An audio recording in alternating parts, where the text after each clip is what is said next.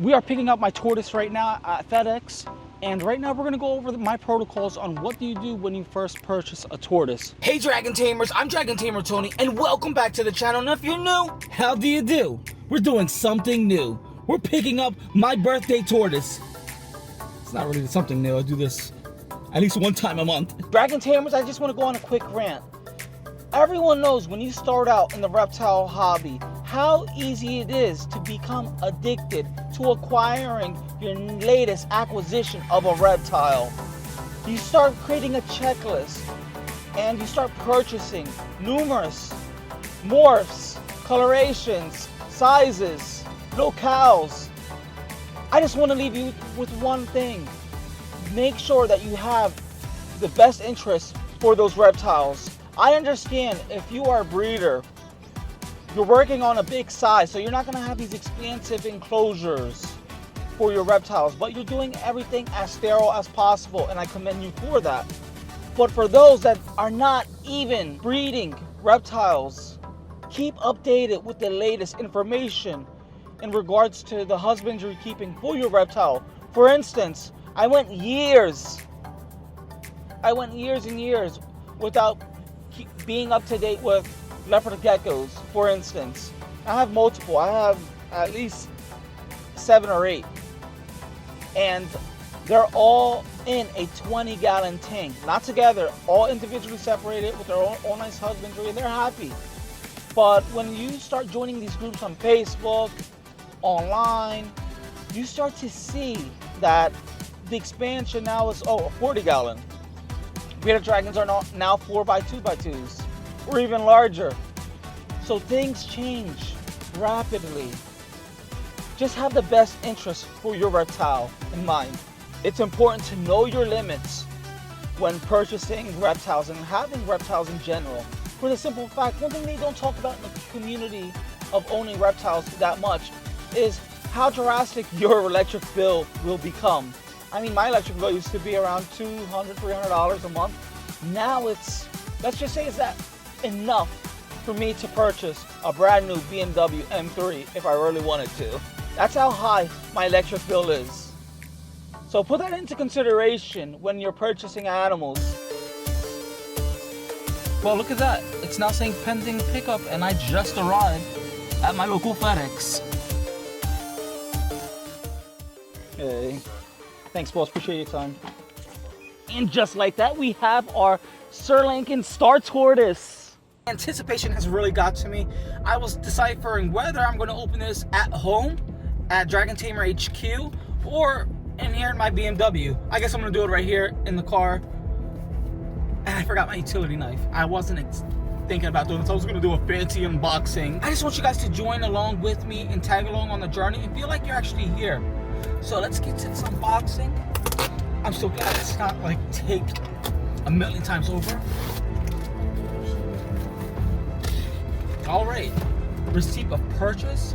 I'm so happy about. I'm gonna need that because NJ Wildlife does not play. I hate the feeling. I hate the sound of styrofoam. It's like scratching a chalkboard. So it came with a nice little heat pack because for some reason in New Jersey it is a little bit cool out in August. Oh my goodness. Oh my goodness! Oh my goodness, this is... Oh, it is so adorable. Just look how adorable and tiny it is. It's like a It's really a baby. This is really tiny. I do see a little... You guys in the comments tell me. I know when baby tortoises hatch, they're folded. And, you know, they have to get to their right size, but I see that the one side of the shell slightly less domed than this side. This side is really pronounced. This side, you know, kind of slopes down. Is that normal for Sri Lankan tortoises or baby tortoises in general? This baby is such a cutie. Just look. Let's see if I can get it in focus so you guys can see. It's beautiful, nice little tortoise. It doesn't want to come out. But it was temperature sex to be female. We are back at HQ. I'm putting one of my last tortoises in its pen. Just changed my clothing because I don't want to get my birthday clothing all nice and hot and gucky and sweaty. But there you go, buddy. Cannot believe we are at 100 subscribers. Thank you once again to the whole community, Dragon Tamer Squad. And I cannot wait to one day do this full time. And I'm doing it full time now, but I mean to stop everything else I'm doing with my life and to be able to live my life just working with reptiles and tortoises. This is what I mean. I just want to live as a nomad outdoors, enjoying my reptiles.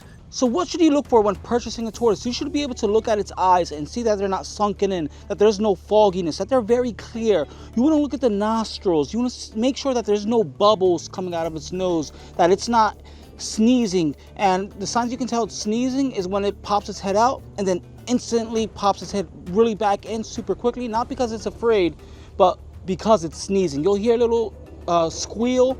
Not only that, you'll also see that it may be a little bit lethargic. If that is the case, you have a baby that has a respiratory infection and you need to go see the veterinary ASAP. Another very important aspect while purchasing a tortoise is the condition of the shell. Is it smooth? Does it have something called pyramiding? Pyramiding is when the shell starts to have a bunch of bumps, cracks within the shell. This can be the result of a malnutrition or even humidity. You want to check for shell rot beneath the plastron. Shell rot is a bunch of cracks, formulation of white spots within the plastron. It looks really bad. I'm going to give you an example right now so you can see. Your tortoise should not show any type of signs of injury. It should be able to walk properly, hold its head up high, walk strong, holding its whole body weight. It should be heavy while holding it. A tortoise may be shy when you first purchase it, but after a while, it should come out just like this and be very active and alert and responsive to touch when you're holding it. You see, it wants to get out of my hands. The breathing should be quiet with no type of wheezing, clicking sounds, or opening of the mouth with persistent yawns that seem like they never end. When purchasing a tortoise, you should always go for captive bred. You are not supporting poaching. Also, a lot of wild specimens will have parasites and things of that nature, and sometimes will not be the greatest of health. Purchasing captive bred is also the standard, especially within the United States. A lot of places now, especially where I live in New Jersey, mandate that you only have captive bred specimens of tortoises. After completing your physical examination of your tortoise, it is important, depending on your geographical location, if it's cold, you're going to want to heat up your tortoise in its enclosure first. Now's the time to let your tortoise soak for 15 minutes. And you may ask, should I soak my tortoise? Not only does soaking help your tortoise rehydrate by drinking through its mouth, your tortoise can absorb water through its skin. Your tortoise can take water through its cloaca. Inside the cloaca, your tortoise have structures called a bursa, which is a sac-like structure within its walls that can absorb water. If it's not cold, it's time for my standby soaking protocol, which is to put your tortoise in a container filled with water that doesn't go above the plastron. The bowel movement should have a stool sample that is solid and brownish green. Dragon tamers, this is exactly what you want to see. Your tortoise wanting and having a desire to eat.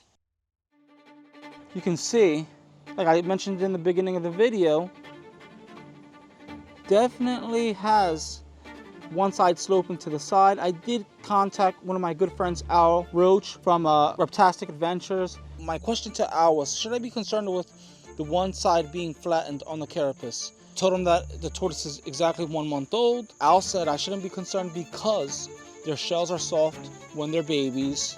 It should harden up as it grows. Dragon tamers, we are all going to make mistakes while being tortoise keepers.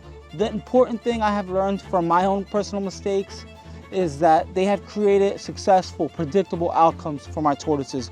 Isn't that what it's all about? Having a healthy, happy tortoise. So just make sure when you're purchasing your tortoise, you're being vigilant online, looking at photos of the actual tortoise that you are purchasing, if purchasing online. And I have made mistakes as of recent. You know, I'm not perfect. I went on Morph Market. I saw that this guy had Sri Lankan tortoises online for sale. He had 3. I ended up contacting him for an inquiry. He said they were all sold out. He said that he did have new hatchlings ready to roll out. So I said, yeah, I'll snag one. I didn't ask for photos. I didn't even pick one out.